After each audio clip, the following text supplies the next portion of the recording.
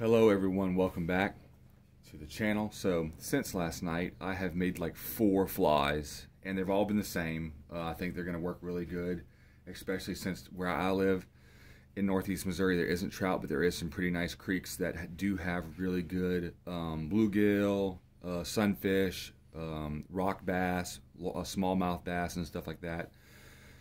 This is what I've been keep making because it's stuff that I have stuff to make right now, and I do plan on killing squirrels and using squirrel tail and using some actual deer hair that I harvest and other feathers from like doves and other turkeys and whatever that I harvest also. Hopefully I'll even get a bob white and able to use some of them feathers. That way I ain't got to buy any and I can use stuff that I actually killed, which will make me feel even better, like about not only have I caught a fish with a bait that I have made, but I've caught a fish with a bait that I've made with products from animals that I have taken. So I'm going to go ahead and put the hook in here real quick for y'all. Let's see here. So these have actually been coming out very, very good. I wish that I can get y'all in a better position to see this stuff, but so you know, I got this brown thread here. It's non-waxed. It is like really weird. It's like not twisted or braided. It's just like spider web. But I lay that right down the shank of the hook and then hold it down in the back with my finger. And from there, come to the front of the hook and then start making some wraps. So I generally make about 5 or 6 there. And now the rest of the string comes down the back of the hook. So I'm going to follow that string here with my wraps and go all the way to the back. There. And I'll have a little bit of the tip of my hook point coming out the bottom of the vise there. So I got to make sure not to hit that. Now I'm going to wrap my wraps back to the front. And then I'm going to go back to about the right there. So I am right almost at the very back of my last wraps. Come over here, get some of this brown deer tail. It's been dyed like this brown color. Normally the bottom part of the tail here would be the white and the top part of the tail would be the darker brown. You could tell by looking at it. The darker brown, where the darker brown is where the actual brown used to be, and where the really light brown stuff is where the white was. Because I believe this is from a white-tailed deer. I got this from Hairline Products. Here's the bag that what is it? The India hen back came in, which is this deal right here that I'm using for some hackling or some hackle and other stuff. It's not as the description was, though. The one that I looked at in the description was more of a light whitish grayish tan, which would have been better for like tying mayflies and things like that, but I got what I got. So I'm going to go ahead and take a little pinch off of this this tail, not a whole bunch, just about, you know, what you would expect to see in the back of a fly. I'm going to cut that off with the scissors here. Once again, I did order this fly tying kit off of eBay. So if y'all are interested in doing this, it was super cheap. I with all the tools, I got it with like 15 tools.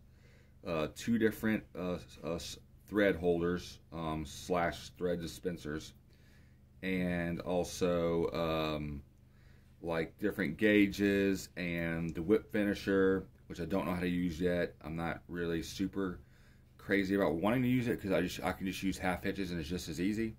So then I'm going to lay this deer hair down on here, and loosely I'm going to put a wrap over it and not tighten it yet until I get to my next wrap. Then I'm going to cinch that down. And then wrap back all the way to the front. Most of the time it goes around the hair versus like pulling the hair down. So I find if you do it looser and then tighten up, it works out a lot better, like it just did. And I'm going to come back and cut that stuff off after I wrap back to the tail, though. Let's go ahead and wrap back to the tail. I try to get as much hair pulled tight as I can, that way I have less to cut off. But it is what it is. Cutting off a little bit isn't really that big of a deal. I thought about leaving some of the, let's actually zoom in a little bit here if we can.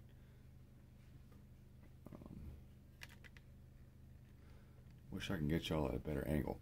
But anyways, you can see it pretty good there. I don't want to have to take as much off because I know that like mayflies and stuff generally have a longer tail, but I want to make sure that the bluegill or whatever I'm catching gets all of this in his mouth. So I'm just going to trim it. Yeah. And I see a lot of other guys on here that do this stuff. I'm also going to trim my string. And since my string is brown, it ain't got to be perfect up back to, I don't trim it back to the shank, but it is trimmed, and that does look pretty good. There we go. It ain't perfect either, which is good. You don't want it to be perfect. I don't know what type of bug this is supposed to imitate, but it does imitate some type of an animal that the fish want to eat, or possibly like spider or something like that.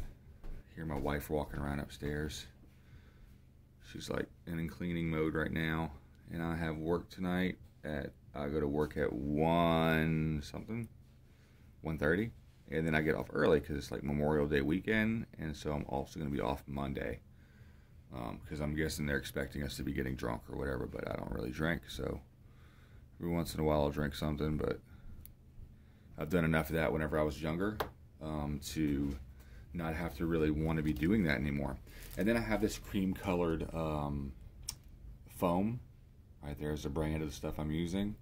I did order all this stuff off of eBay because I don't have a fly shop close to me unless I go to Columbia, Missouri and you know, get something from down there. So I cut off like a half inch by 3/16 piece, and I'll wrap that on there. But I started at the front, so I'm going to wrap my way back to the front of the hook here, and I'm going to try to trim some more of this stuff off because I don't want it to be in the way.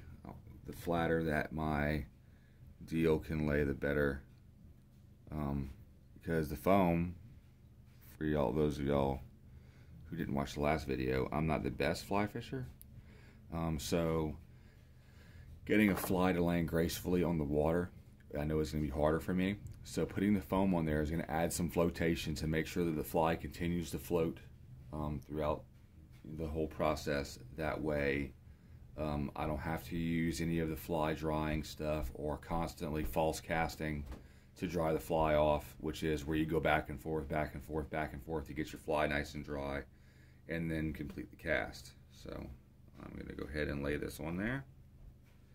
And I want the back to stop, the back of it to stop where the flare of the deer hair in the back starts to flare. That way I ain't got to cut any off the back when it's done. And then make sure I'm in front of the eye of the hook as I start to go around this. And then whatever's off the front, I will just go ahead and clean up whenever we're done with those really cool little bitty scissors. And at first, the first one I didn't want to do too many wraps around this stuff to I didn't want to tie too much of the foam down, that way it would still float, but I believe that it's still going to float pretty good. I could be wrong, but I do believe it's going to float a lot better than it would if it was just feathers and hackle and stuff like that. So I also do have dubbing. The dubbing that I have is like a moth color, a yellow color, a brown color, and an olive color. I don't have a whole bunch of it, but I just want to kind of practice with it. But this specific string that I'm using right here is not waxed, so it won't stick good to that. So there's that. Now I'm going to come back with the nippers, and I'm going to cut this piece of foam off the front of the hook. Just like so. This stuff cuts really easy, so if you do order some of this foam from that company that I just showed you, it's easy. So now I'm going to come to this saddle that I have. I think that's what this is called. No, it's a hen back. And I'm going to select myself a feather to use as hackle. Even though these I don't believe are long enough really to really do that, I have found that it works just fine actually to use for that. So I am going to go ahead and do that. So let's Get that feather in place here. Let's see, actually, it's kind of,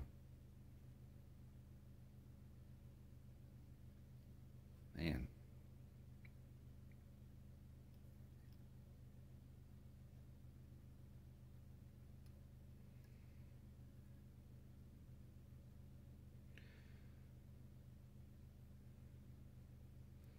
I'm actually going to do this feather facing backwards and then bend it forward because they're kind of a chore to attach sometimes when your other hand's in the way of what you need to be doing.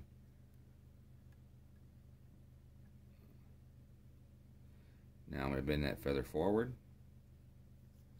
put a wrap behind the feather to keep it forward, maybe a couple wraps. Yeah, I'm going to do a couple wraps. And then we come out with this weird looking fly with a feather sticking straight out the top of it. Doesn't look good, but it's about to.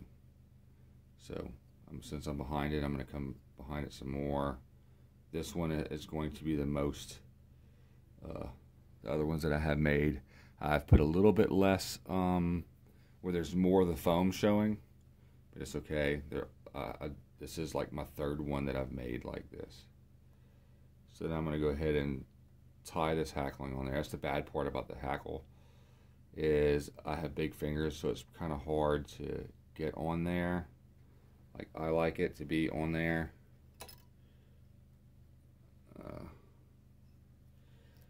But it is what it is. It's on there.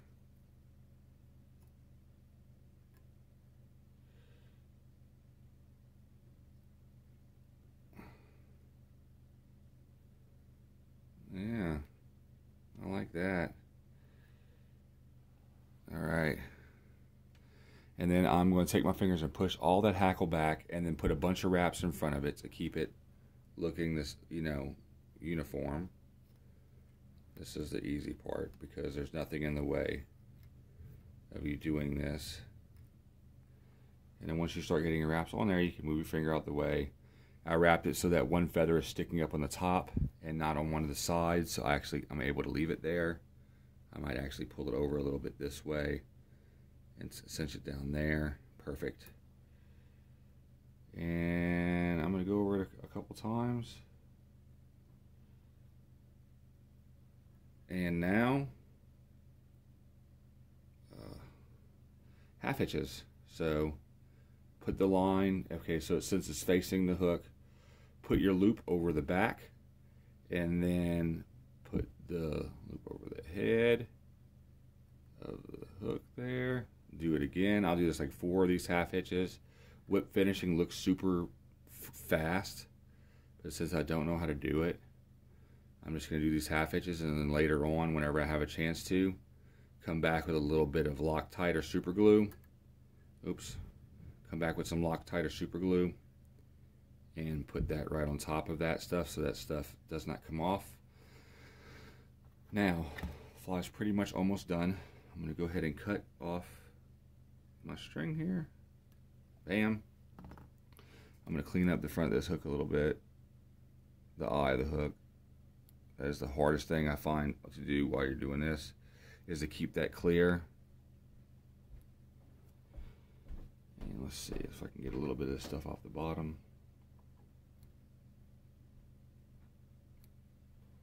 Man, that looks pretty good. I must say, that looks good. Oh yeah. So, and I'm working around a camera too, which isn't super big deal, but it makes things a little bit harder. There. Now I'm super happy with this, and I have a uniformity. I'll go ahead and show you all the other ones that I tied.